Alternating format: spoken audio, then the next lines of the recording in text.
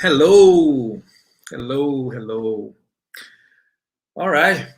First of all, I would like to thank so much, Gail, for having me here. We've been trying to organize a date for a year, more than a year, and actually, my first time doing something like that. That I don't have anybody interviewing me, but it's all good. For those who don't know me, my name is Nanny Assis. Uh, I'm a musician, a producer, and I sing and play guitar, and I like to be doing a little bit of everything and just feel comfortable in that position. But mainly percussionist, people call me for sessions and stuff. And another thing that I really like to do is collaborate. And really, my passion is to share the stage and with many people and spread the love and play Brazilian music. Hello, yes, yeah, finally. So um, I was born in Salvador, just to give a little bit of information myself. Salvador is in northeast Brazil. It's a very, very special place for artists in general. I learned my craft basically in early age in the street. Scott, uh, yeah, so there's a huge, huge Afro influence in Brazil. So people playing in the street really easily. Uh, and I actually was very interested uh, since since the early age. I was playing, all over. Everything was percussion for me. Every kitchen material was turned into percussion. And also, my father, he was a priest. Actually, he is a priest, a Baptist priest, and that gave to me right in church opportunity to start to play drums. Was my first instrument. I started to play drums in the church, and also travel with the church to place and playing in outside. So, but at that time, I just have the church music and the folkloric music from Brazil. Very young age, like maybe 9, 10, already playing drums. And then I think when I start to work, I actually got a job as a messenger, boy messenger in the bank, very young, and I met a guy who came to the bank every week. His name is Zeca Freitas. I didn't know he's a maestro, and he put a band together, a gafieira band, which is kind of samba. I would say gafieira is like a swing for Americans, right? We have like a band of 15 to 20 musicians play music in a lot of improvisations, and um, I very interesting to know the music he plays, and I was always talking to him about that. And one of those days, he invited me and start to teach me, you know, about the music, about the Brazilian music and the samba and everything. And at the same time, uh, I met Maestro Fred Dantas, who was collaborating with Zeca Freitas. So they knew that my passion about music, and they gave me opportunity to play percussion on the band. And at that time, mingle with the other musicians. Uh, I I learned about some of the musicians that blow my mind at the time. You know, they brought me to this place. It was a supermarket that sells albums, like a vinyl album, and I came across with Wayne Shorter. I was memorized about the music and Pat Metheny and Alan Husworth. Always, learning and listen to these albums vinyl. We actually have a session with other musicians. We listen to any album that come out. And that was amazing learning time that I really treasure, and I feel like this was really important to make me a musician and making me interesting to keep uh, pursue the career. But I was so young. That was like a maybe from 9, 10 to no more 13, 15, 16. I was already performing with this band, playing drums and percussion. That was my first experience. It was really, really amazing time. And singing at the time, it didn't have any interest in to sing, but I started to sing on that band, on that Gafieira band, because one of the singers didn't show up to the show, to the performance, and I ended up grabbing the microphone and singing the popular music at the time, and that's how, by accident, I started to play. I started to sing as well, in the show. So, and then of course at the time I listened to a lot of Ivan Lins, and the influences are I can count so many, but I can tell some of them. Javan and João Gilberto, of course, uh, Tom Jobim, Egberto Gismonti was one of my favorite ever uh, composer. And I remember I bought it in this supermarket vinyl of Egberto Gismonti called Familia. That album, actually, I have to replace because I played so much. Was amazing album for me. There was a song called Louro. It's every time I listen, this is never gets old. Every time I listen to the song, I feel like, oh my God, this is so amazing. Music, transport us to the good times, right? So yeah, those are the influences from my young age. Miles Davis kind of blues.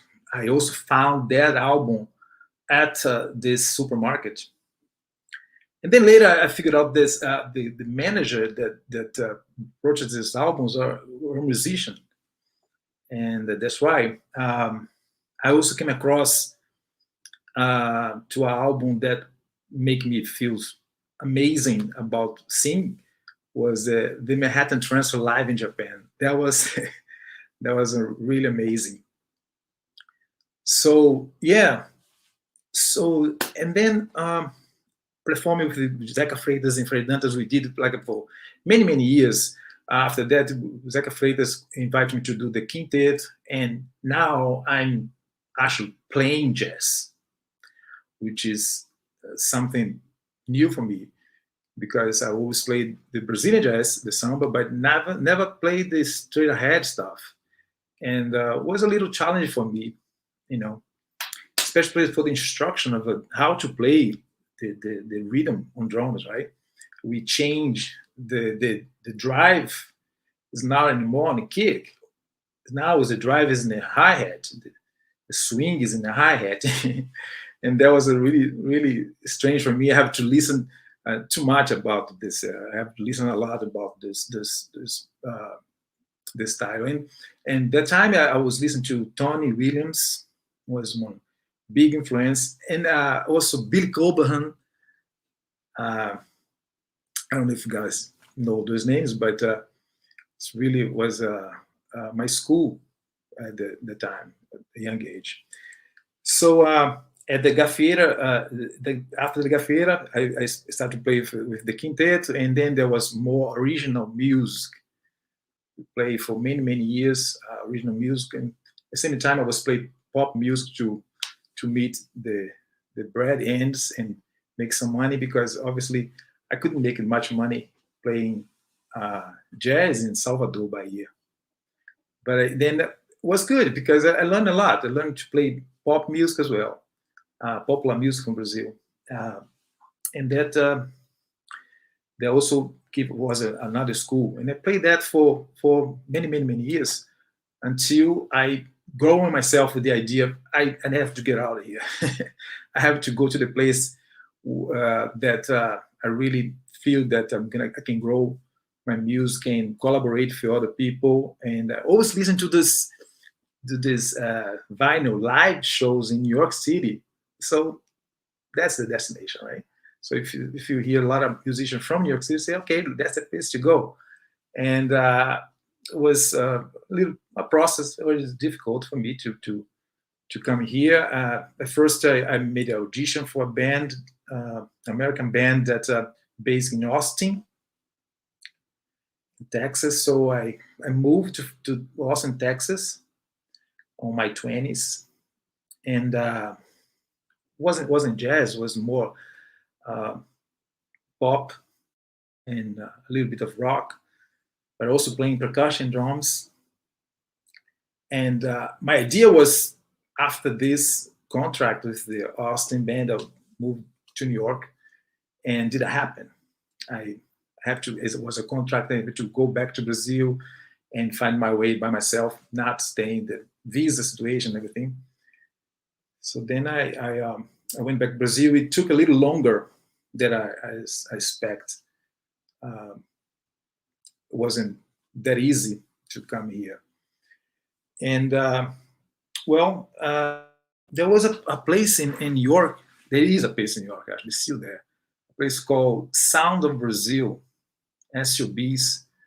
They they have live music every night, and at the time was the place for Brazilian music and Latin music in general. So the place was one of my was my door, was the key to come here. We got in the process. There was like a, let's say, maybe 20, 24 years ago. Yeah, I don't have a that date, but basically SOBs was a place to uh, invite me to perform here. And I moved. Um, what I'm trying to say about this young age, I can say that music really saved me, literally saved me, because all the situation I had in Brazil, some troubles with family problems, and music and that hold me together. Still hold me together. I can be away from listen to the music I love. So yeah, I came here to the United States and started to perform at the SUBs Saturdays on the Brazilian band, and that was a great opportunity because a lot of people come to SUBs and we can connect with those people. We had a band like a Bahia band with a lot of percussionists, like a 13 percussionists on the stage, play basically Afro Brazilian music, and I was the lead singer to that band. So all the experience with the gafieira back in the days in Brazil and the pop music in Brazil gave me the backbone to work with this band called Old Guns. So I worked for Guns for a long time, and start to connect to people. Um, and the world of jazz to me was in the United States. Was I didn't know anybody that could play jazz. So what else? Here in the United States, I started to play. I was watching also the Jazz Forum. I met Mark Morganelli long ago on a previous Jazz Forum location, and that was a place that I always go to hear jazz. Also, a place called Cachaça. I also went there many times. This place doesn't exist anymore. So then I start to collaborate, right? I started to collaborate with many great musicians here. Art Lipner, I did the first album with him. Before that, I have a pleasure to get invited by a record label called Blue Tucan. At the time, they were recording many albums with the Brazilian musicians. Trio da Paz was on that.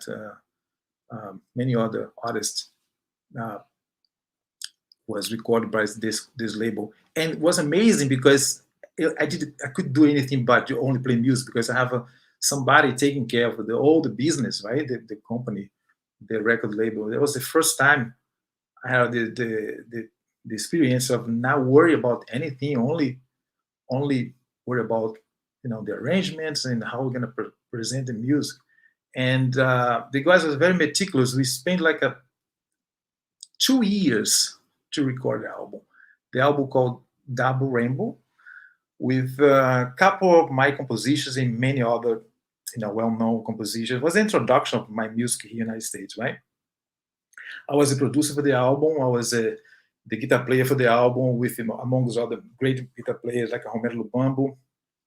I was the percussionist of the album, And yeah, it was a learning process, amazing learning process. Those 2 years of back and forth in the studio, and this one's not good, let's try another one. It was really amazing. I'm so thankful for Tony Spaniel that gave me the opportunity and believed in me at that time. You know, I was a kid basically, and yeah. So the idea of sharing music is always grow on me. And coincidentally, a friend of mine, Paul Magas, brought me to a show, a release party at 54 Below. And he mentioned the name of the singer and everything, but I could connect the dots. And when I got there, it was, Jenny Siegel, uh, great friend today.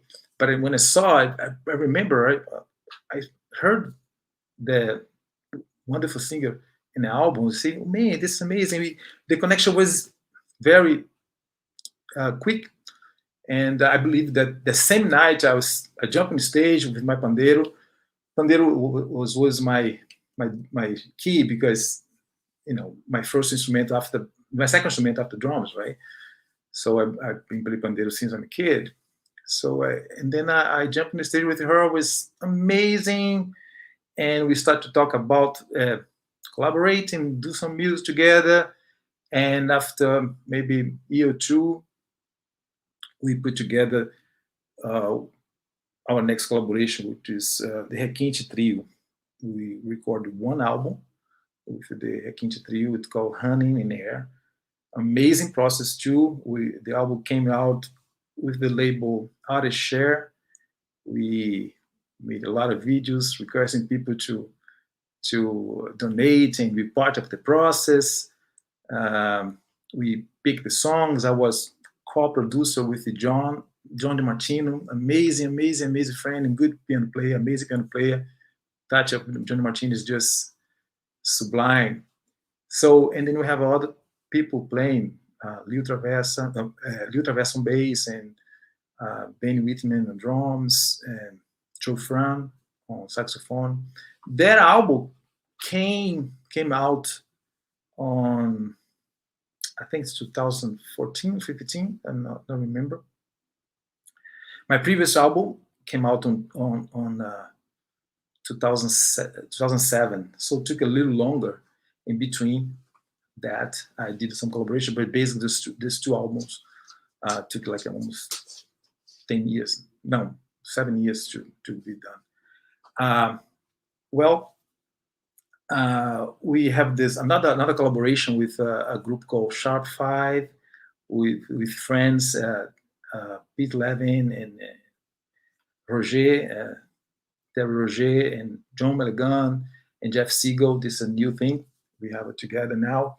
I also, as a producer, I've been working with Meg Gold. I did a wonderful album for the singer. Also, more recently, I produced an album for this Japanese American singer Karuna Shinshu.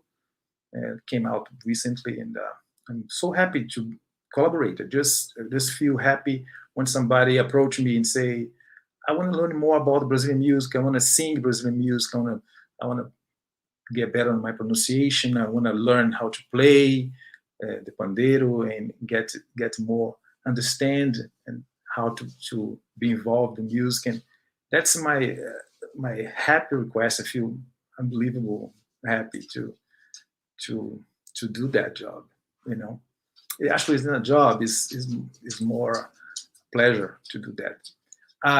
Well, I have to mention to you that in Brazil, I did a little bit of music for theater. I learned a little bit of how to write music for theater. But here in the United States, I got invited for this two Broadway people to write music for a musical, and we started work like maybe 7 years ago, and now we have the whole body of composition together.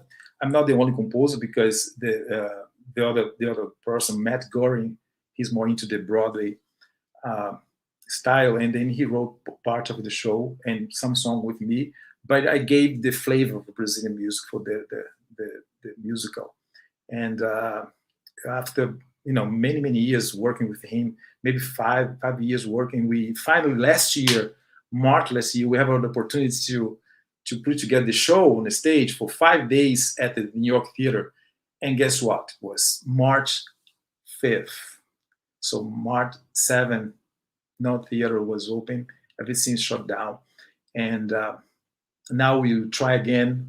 We start again. We actually did a film for this musical, and it was amazing also production and the experience of writing music for scenes and script. I read the script when I first got invited. I feel, oh my God, this is amazing because it's talking about Brazil. You talk about Brazil in a way that I like it, because I don't want to perpetrate Brazil only as a dangerous place to go, or favela actually, right? Because if the show called Hill Uphill, which means favela. So when you talk about favela, right, comes to your mind the violence and the drugs and everything. But we try on this play, we try to show the common people, the honest people that work in 9 to 7, uh, and try to raise a family in there, which is the majority of people in the favela. So that struck me right away to say, okay, that's it. I wanna work on that. I wanna be part of it. And each song, there's a particular thing about the scene is that and I work with Matt that, and for it's a long process, and happy to have the whole body of music together now. And who knows, I hope that we can put out this theatrical musical very soon. So please pay attention. That is, the name is Hill Uphill. It's coming soon, I hope. Not, right now we have a film. We just filmed the first act, and hopefully we're gonna have the whole thing by the end of this year. I have it here. Oh, Sharon Clark, love you. Thanks so much, Sharon, to come in. And yeah, so let me talk about some other things. Um, well, my friend Todd Bargans always said, take care of the music and the music take care of you. And that's a big reality. Big reality. Think, talk about this whole thing that happened last year. Um, yeah, the music was a big motivation. And sometimes when it's super down, they have see all my gigs, all my performance overseas, go to the you know, I felt like it's super bad, and music will help, so helpful. Also, I have some other thing here that was so helpful to me. Let me show you here. Come here, buddy. All right, I got Andy. Andy, the dog we got here before the on the pandemic. So this is Andy. I want to introduce for you guys. All right, so let's continue here. So I talk about Hill Up Hill. I talk about all the collaborations I've been doing. Um, so I also have a pleasure to start a new project, and let me talk about this one. This one is super special because I never done something like that. I always put my composition here and there, other than the musical. But this time I decide, with a big help of my friendship Pinheiro, to put together an album with most of my composition, not all my composition, but most of my compositions. And we started. We supposed to start like a January last year, and we could do it and delay, but it was good because I could like put together the repertoire for the album. And I also so humble and happy to say that Mr. Ron Carter, one of my favorite bass players, one of the Joe Bean favorite bass players, is part of the album. I record the tracks at Bass Hits with my friend David Darlington, amazing David Darlington. And right now we are in the process to finish up the album. Not gonna be done this year, probably gonna be out next year. But as I said, the amazing part about this is all my compositions, right? And I was a little scared, skeptical to put it album like this. I don't know why, but now that I have the album almost done with me here, I feel like a yes, yes. I'm so happy. It's a new beginning for me. I have everything in one compact place, and I have a songs, some bossa novas, some baianos, a little bit of everything, a lot of percussion. Uh, I have my son Daniel sing with me on the album. For those who doesn't know me so well, my son Daniel is a student of Oberlin, jazz major at Oberlin. So excited about his career. He's been doing so great, um, and we have a wonderful participation. I'm not gonna give away everything, but we have some great people participating, collaborate with the album. But I really have to thanks a lot for Chico Pinheiro for stay together and just give me so much love, spread the love with me, and help me to understand. That's time for me to just do something like that, a project like that. Yes. So Andy, people talk about Andy here. Um, yeah. So anybody got any question for me? Let me just see here. I love to hear story. Oh, thank you. Thank you so much. Oh, talk about the relationship with Ron Carter. Yeah. Um, as I said, Ron Carter recorded an album back in the days called Urubu. To me, one of the most beautiful album by Jobim, right? And there's a song called Boto. If you can listen to the song, it's just amazing.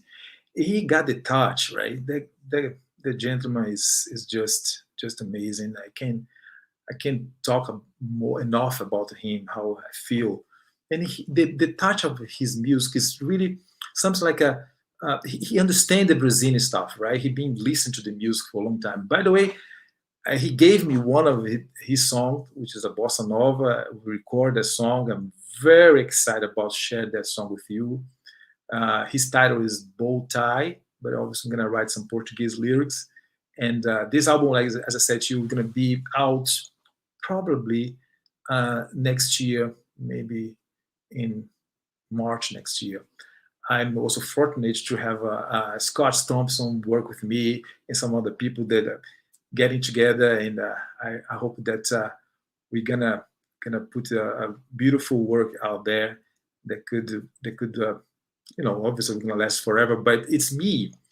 I don't have a title yet. I thought about put the title "It's Me" because all my composition, all my performing in there, but we don't know yet. So yeah, Ron Carter was very really nice gentleman with me. We talked first about what it is when I do, and in two sessions, he just played the whole album. It's just amazing, amazing, amazing. And now we became friends. We went out to dinner. we got a relationship going on now. I'm super excited to listen to him for my whole life since I was in Bahia, and now be able to call him and call him a friend is really a blessing. So music that got this power to connect people, right? So he's still an idol, but now a close one. So let me see. Yeah, let me see if somebody. David's amazing. Yes, thank you. I don't see the name of people as I just came out as a Facebook user. All right. So anybody got anything to say? Any question? Thanks again, Gail, for having me. I think 20 minutes, half an hour is not enough to talk about all these things, but at least I give a little bit of insight of what I'm doing now, and I hope you guys enjoy. Please listen to the music, and share the love. Go to see live music if you can, if you feel comfortable, and much love for you all.